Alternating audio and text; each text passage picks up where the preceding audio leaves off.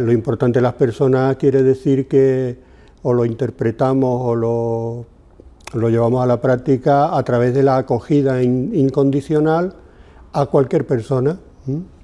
Y por supuesto, cuando la persona es más vulnerable o tiene problemas de salud o una situación social difícil, con más intensidad. Es decir, y esto significa que ponemos por delante a las personas, a veces hasta por delante de nuestros propios motivaciones, intereses o condicionamientos, sino abriéndonos a las personas para ponerlas en el centro de nuestra atención. Ahora está muy de moda esto de la atención centrada en la persona. Y para mí, esta de la atención centrada en la persona, que me parece un valor extraordinario, pero que muchas veces hoy en día ves a instituciones que lo aplican de una manera estética. Para mí una de las cuestiones, por ejemplo, fundamentales, más allá de las que socialmente están encima de la mesa y que están de manera muy clara, final de vida, principio de vida, etc., es cómo nos está influyendo un concepto de autonomía, del respeto a la autonomía, y a veces podemos caer en el error de no proteger a estas personas con esta vulnerabilidad, mantener el equilibrio, ¿no?, entre no caer en este paternalismo, defender la autonomía, pero también defender la dignidad de las personas. Me parece que es un tema complejo y no hace falta ir a personas con mucha vulnerabilidad. Yo creo que todos nosotros en algún momento hemos tenido alguna atención médica porque hemos estado frágiles y nos hemos encontrado con un profesional sanitario, con un médico que nos dice: hay estas dos opciones, usted decida. Y dices: me acaba de dar un diagnóstico que puede ser muy grave, que está en peligro mi vida, no lo sé, ¿usted qué me dice? No, usted tiene que decidir, mire, esto tiene estas ventajas, esto tiene estas ventajas, tiene estas dificultades. Claro, y uno se encuentra a veces perplejo, ¿no?, ante estas decisiones, y necesitamos a profesionales que junto con nosotros nos ayuden a tomar las mejores decisiones. Entonces me preocupa esa discordancia entre lo que tendría que ser y lo que encontramos en la realidad, ¿no? Y cómo es una asignatura pendiente aún, pues la defensa de los derechos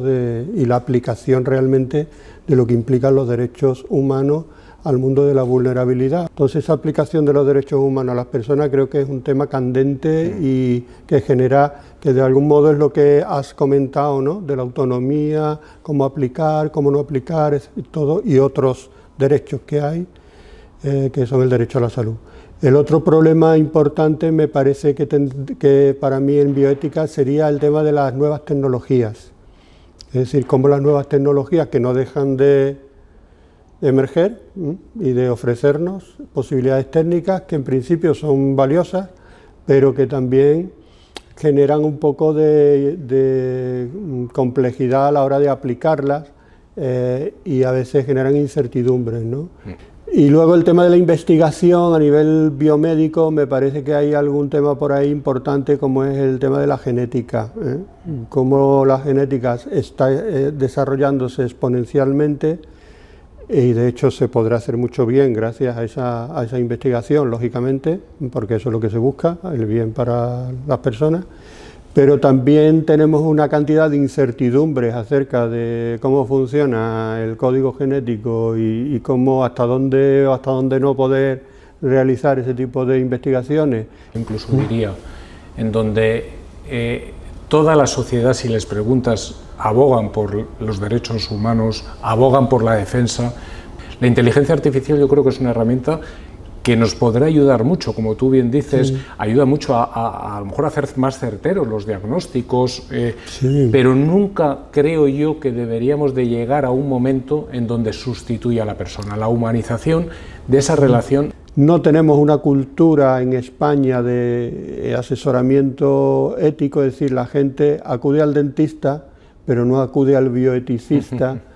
Acudo al dentista porque me duele en la boca, ¿no? Entonces voy o tengo que arreglarme algo y voy a quien me puede, identifico, ¿no?, quien me ayuda. Ahora, cuando tengo una problemática que me genera un distrés moral y yo estoy inquieto por dentro y no sé qué hacer, y pues a lo mejor lo hablo con el compañero de al lado un poco o la compañera, pero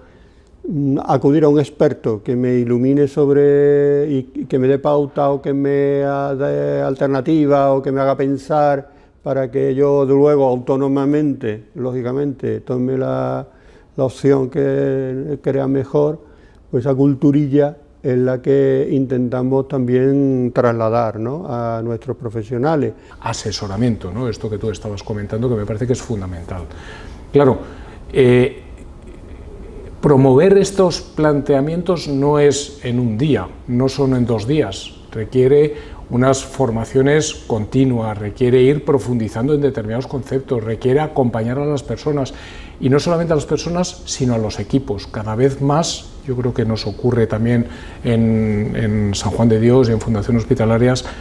la gente cada vez trabaja menos sola en un despacho, en consultas puede ser, pero en general son equipos interdisciplinares, y el diálogo en el equipo interdisciplinar también genera muchas veces conflictos, porque uno ve una cosa, otro ve otra, y no son ya muchas veces temas técnicos, sino es qué debo de hacer ante esta situación con esta persona, qué es lo mejor que podríamos hacer, y ahí entran valores, entran cuestionamientos. Claro, acompañar a esos equipos como equipos también para que sepan dialogar desde un diálogo ético, me parece que también es otro de los grandes retos que tenemos, que no todo es técnica, que no todo son conocimientos y competencias, sino que hay una parte de conflictos de valores, que hay otra parte donde la técnica no te puede resolver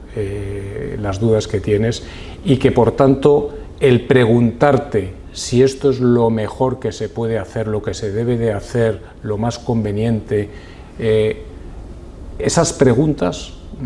no son inocuas, sino todo lo contrario. Es lo que hace, yo creo, la diferencia entre no solamente un buen profesional competente, sino un buen profesional que además es bueno.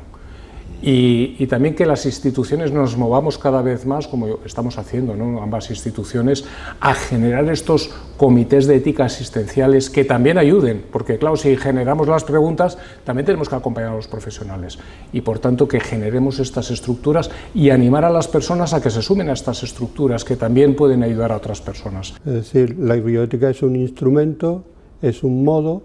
de analizar las situaciones que nos ayuda a hacer las cosas que tenemos que hacer mejor hechas, hacer el bien hecho y bien orientado hacia el bien, ¿no? Entonces eso nos genera satisfacción, nos genera plenitud, nos genera esperanza, y no solamente a nosotros, sino al entorno. Es decir, la bioética es motivo para la esperanza, diría yo.